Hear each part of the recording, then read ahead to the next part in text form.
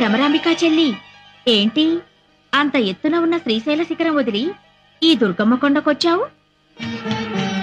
శ్రీశైలంలో ఉండే నా కష్టాలు చెప్పుకుందామని వచ్చానక్క. ఇంతలో నీ ముక్కు పుడకపోయిందని విన్నాను. పోలేదు. మరి గుళ్ళోనే ఉంది. గుళ్ళోనే ఉందా? కృష్ణవేణి చెల్లి నా ముక్కు పుడక అందుకోవాలని ఉరకలేస్తుంది.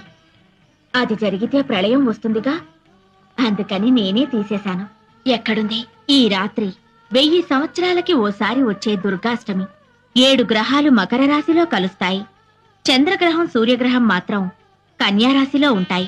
ఆదిశక్తి అపరజ్యోతి ఆకాశంలో వెలుగుతుంది. త్రిమూర్తులు కూడా ఆ జ్యోతికి యజ్ఞశక్తిని ధారపోస్తారు. ఈ రాత్రి ఆ దివ్య గడియల్లో ఎవరైతే నా వ్రతం చేస్తారో వాళ్లకు నా ముక్కుపుడక దక్కుతుంది. నీ వ్రతం నేను చేస్తానక్క.